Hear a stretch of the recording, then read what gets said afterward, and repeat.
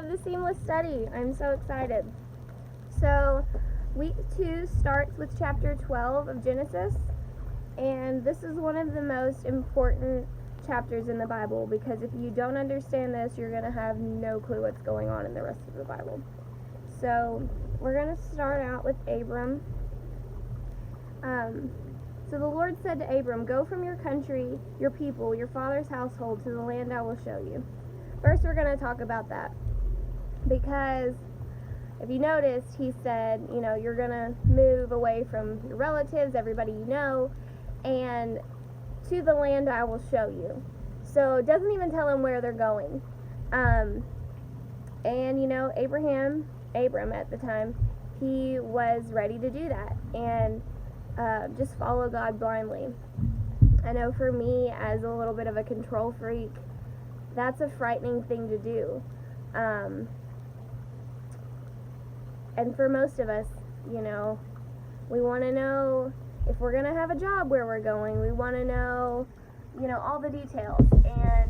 And he was just saying, follow me blindly and I will bless you and I will make you a great nation. I will make your name great. You will be a blessing. Whoever curses you, I will curse. And all the people on the earth will be blessed through you. And that was God's promise. So Abram went. And, when he says all the people on earth will be blessed through you, he's speaking of Jesus again.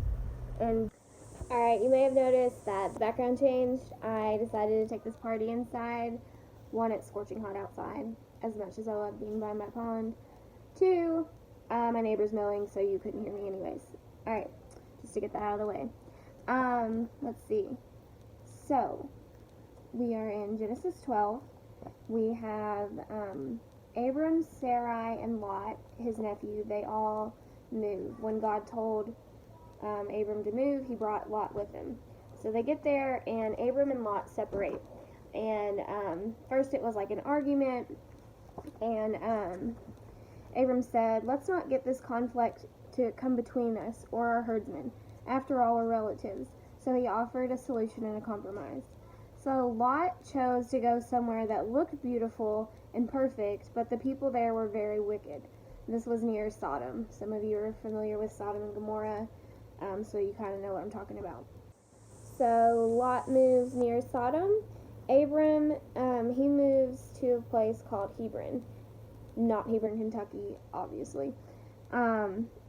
So God makes a promise. He says, look in all directions as far as you can see. I'm giving you all this land to you and your descendants as a permanent possession. Y'all, they just became the wealthiest family ever. And God promised his descendants would outnumber the stars.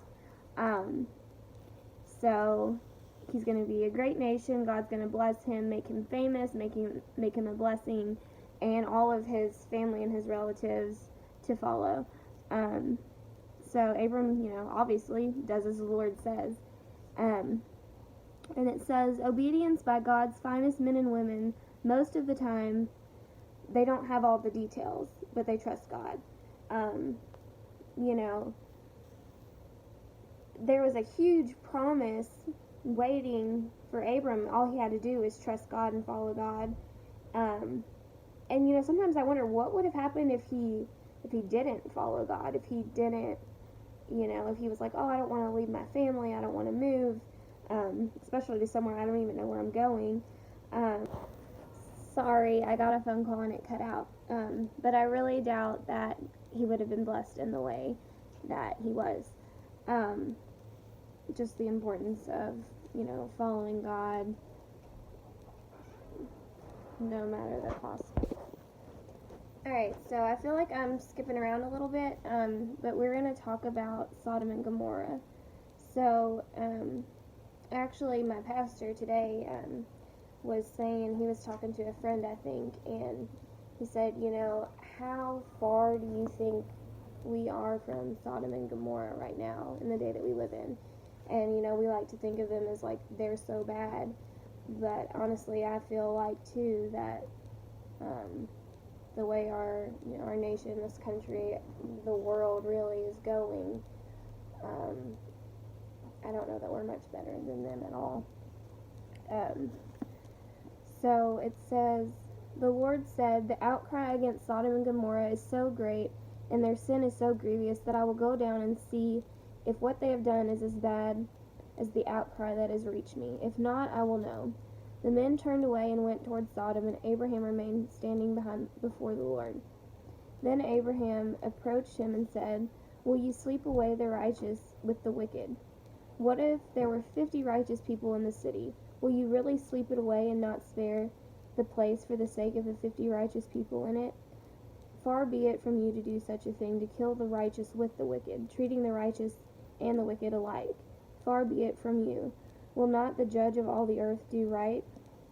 So here is Abraham pleading with God, and you can see that Abraham really understands God's character, because, here we have the story of the flood in last week, and God saw all of these wickedness except for one family, one righteous man, Noah, and so he spared them. And so here Abraham is saying, I know that you're a God of mercy and a just God.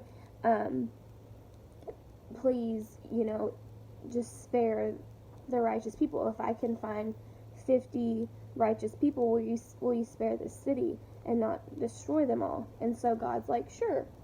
So let's see, he goes from, I just want to make sure I get it right.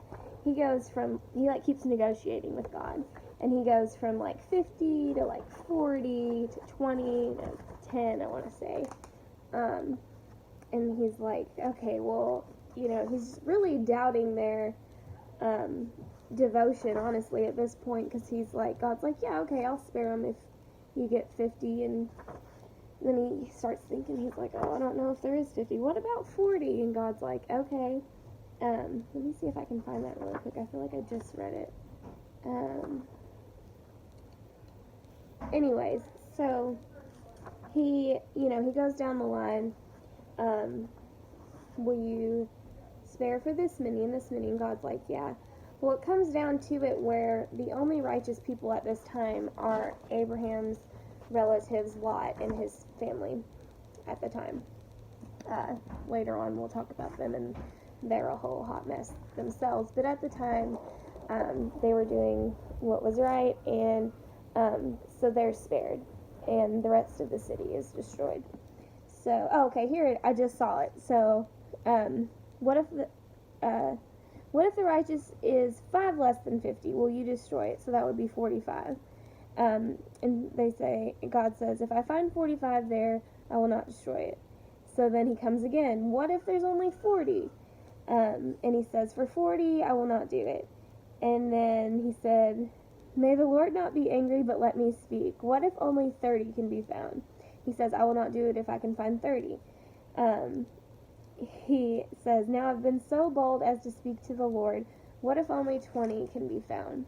He says, for the sake of 20, I will not destroy it. Then he said, may the Lord not be angry, but let me just speak once more. Man, he is bold. What if there's only 10? And God answers, for the sake of 10, I will not destroy it. When the Lord had finished speaking with Abraham, he left, and Abraham returned home. So their final negotiation was 10. Turns out there wasn't even 10, there was 4. Lot, his wife, his 2 daughters. And so they were who was spared. Okay, so in Genesis chapter 19, I'll just kind of summarize it for you. So the angels meet with Lot, and they're like, hey, get your family, everyone that belongs to you, get them out of here, we're destroying this place. And so Lot goes and speaks to the men that are pledged to marry his daughters, his soon-to-be son-in-laws, and he tells them to come with him. And they basically laugh it off, thinking he's joking, they don't come.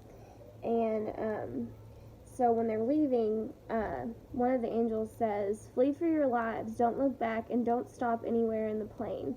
Flee to the mountains, or you will be swept away. Then Lot's like, no, I can't get to the mountains, I guess he's too old or something. He's like, what about this town over here? I can run to this town and it's small, let me flee to it. So they're like, okay, if you can get to this town, we'll spare it. And so they do that. But they were instructed not to look back. And, on their way out, Lot's wife turns and looks back. And in that moment, she turned into a pillar of salt. And,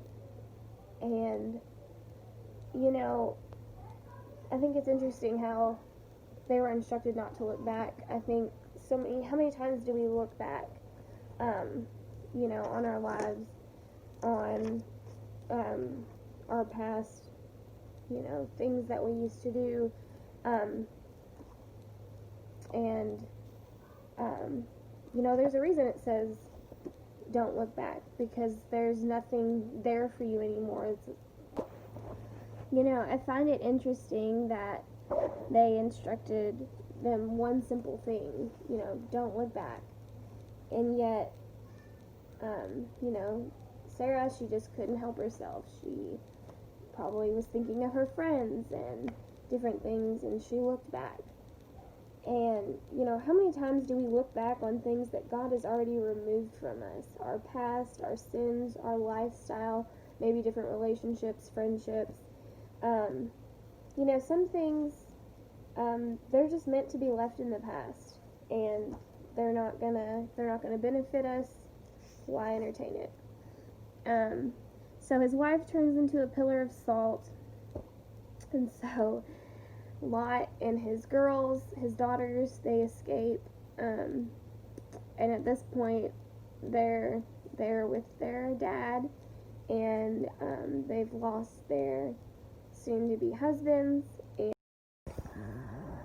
y'all, I'm telling you, every possible thing that could have happened to keep me from making this today has happened. Not even like a huge, not like a big deal, really. Just like little things, like my phone just died. And so I'm sitting by the wall with my phone plugged in so I can hopefully finish this, because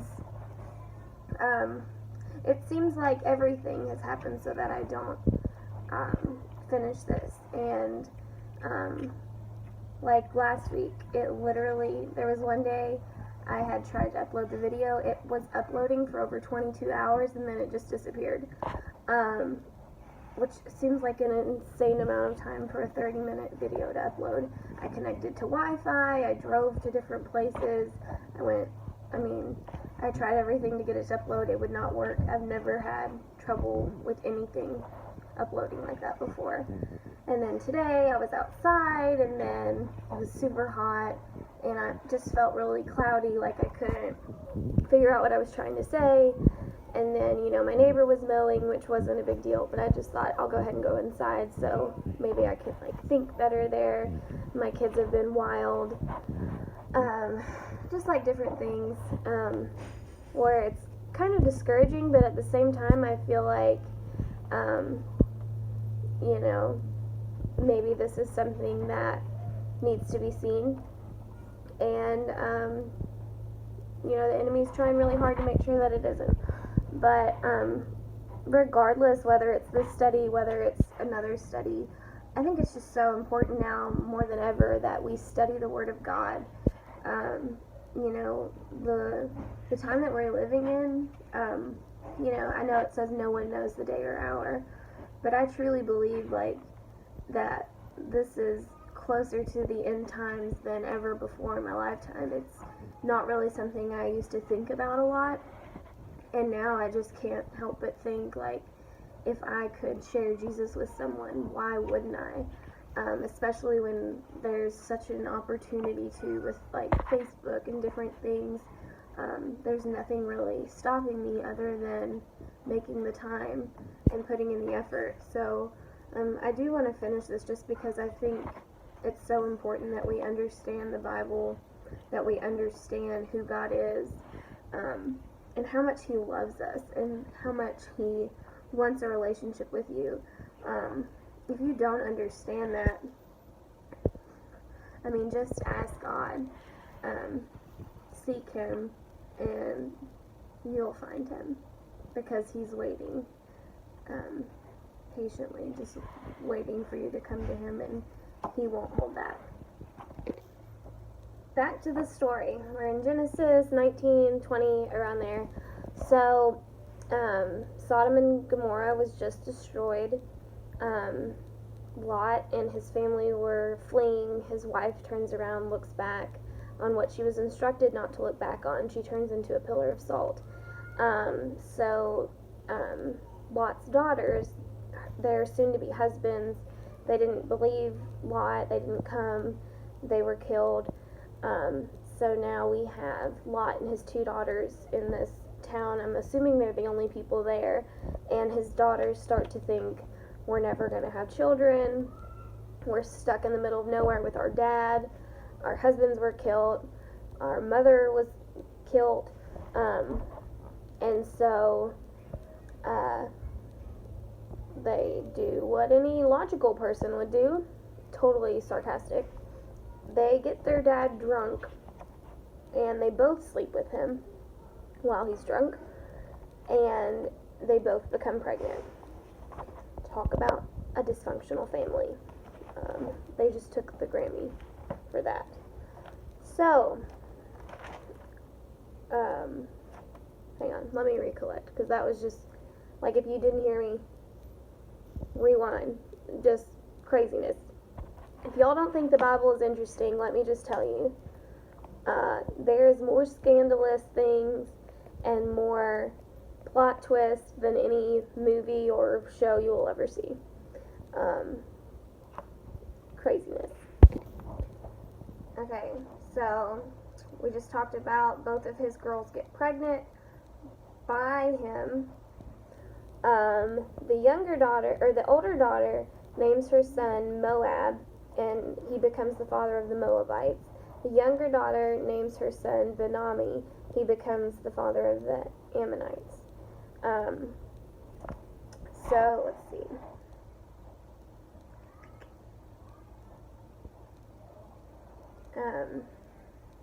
That's like a whole nother story, I feel like. I'll just end that there, and then we'll kind of skip around. So, if you remember, God promised Abram, that he would have all these children. Well, several years had passed, and Sarai hadn't gotten pregnant yet, so she decides the best plan is to take matters into her own hands. Come on, Sarah, you know better than that. She tells Abram to father a child with her maidservant. If y'all have seen the Handmaid's Tales, you kind of know how that goes. I've only seen a little bit of it, but enough to understand what they're talking about here. So they do that. The maidservant conceives, and the child's named Ishmael. Then later, Sarai's like, why'd you do this? I'm so upset. Mistreats her maidservant. She runs off. Huge thing. It was her idea, but she wants to yell at her husband later and blame him and blame everybody and throw a fit about it. Maybe you shouldn't tell your husband to sleep with another woman. Might not turn out so great for you. Anyways, it's not what it's about, but God continually reminds Abram of his promise. He reinforces the fact that no matter how unlikely it seems, his word will stand. And finally, Abram and Sarai become parents. They become parents, and this child is named Isaac. And this is the child that Abram truly loves. Now, at this point, his name is now Abraham, and her name is Sarah.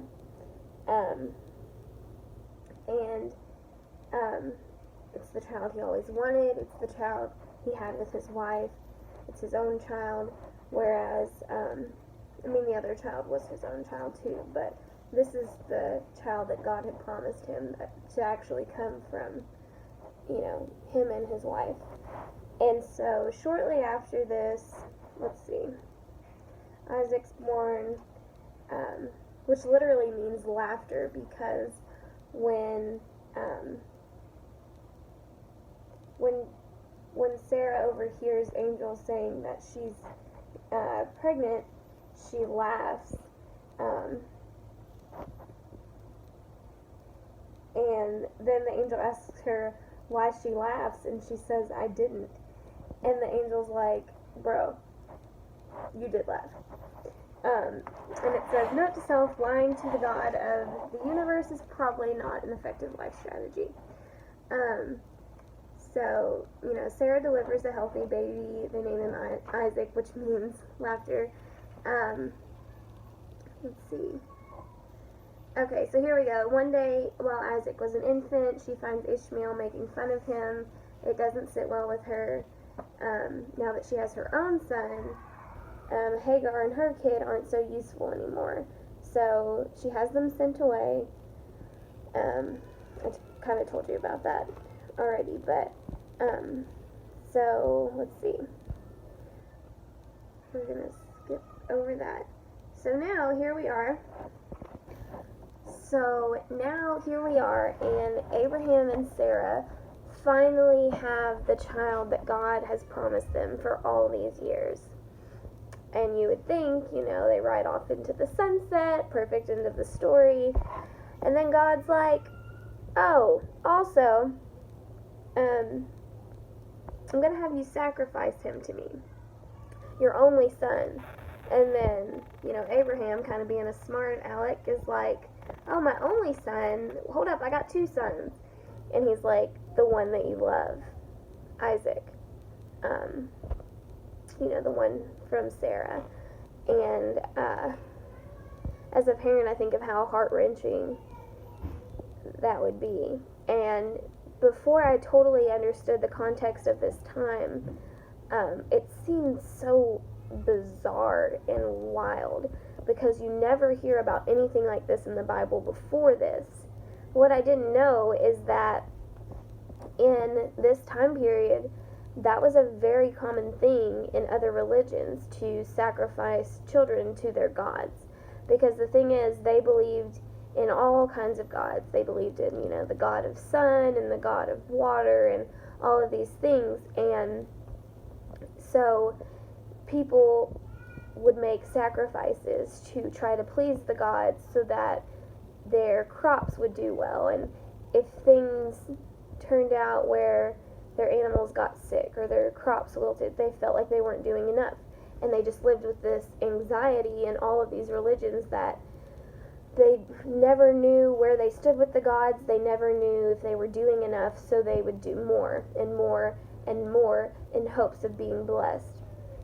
And eventually, it came to where they would give their gods a portion of their crops and their best animals and this and that, until ultimately they decided, what if something terrible happens? We have to keep the gods happy. We'll sacrifice our children, our firstborn child, this and that. And it just kept getting, more and more. What's, the most valuable thing? Obviously your child. They thought, surely the gods will appreciate that. And that was kind of the custom. That's what everyone did with their different gods. And so for God to tell Abraham to sacrifice his only son wasn't anything out of the norm for this time period. It was very socially acceptable. Everyone was doing it. And so, he doesn't even bat an eye. He's like, okay, and he gets everything ready. He doesn't even tell his wife, which you think is something they would need to talk about, considering they prayed for this child for years. They finally get this one and only child, and God's telling him to sacrifice it. So he takes his son, and they go on this 3-day hike, and Abraham doesn't even speak for 3 days. And then when he does speak, he sees his servants, and he says, hold our donkeys here. We're going to go up and worship God, and we'll be back. It's an interesting thing to say, we'll be back, when your intention is to kill him. But yet I think Abraham knew something that the rest of us reading this story didn't know.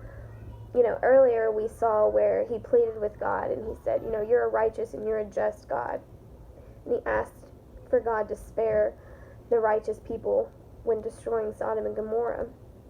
And, I feel like Abraham and God were close. He understood God's nature. He understood who God was, and I think he believed in his heart that God was not going to ask him to, he did ask him to perform this sacrifice, but I think he knew that God was going to provide, and he tells Isaac later on, he's like, hey Dad, they're getting closer to the place where they make the sacrifice, and he notices like, hey, it's just me and you, like, what we sacrificing, Dad? And I'm sure he's getting a little nervous at this point, and especially knowing that the people around them often sacrifice their children to their gods, and he knows how much his dad loves God and honors God, and I'm sure the thought crossed his mind, like, it's gonna be me. Well then, Abraham's like, God will provide. So I believe that he already trusted God, that he was gonna make a way for him, but he went ahead and was obedient into what God had told him to do, and he starts binding Isaac up and tying him up to sacrifice him, and goes to the extent where he raises his knife and he's ready to commit the deed, and God speaks to him from the heavens and stops him, and then sends a ram in place of Isaac to sacrifice. And if you don't notice what just happened there, God completely flipped religion on its head. What every other religion was doing, God said, I'm not that God. I'm not the God that you have to sacrifice your children to please me. Not only that, the other gods, it's like they were never satisfied. They had to feel like they had to keep doing more and more and more to please them, and they never knew where they stood. And they would just give and give. And yet here God is, he's providing for him, and he gives him something to sacrifice. He blesses him. And that's who our God is. And he just completely abolished the custom, the rituals, the law, the other religions, and set apart what Christianity would soon be and what it is. And a God that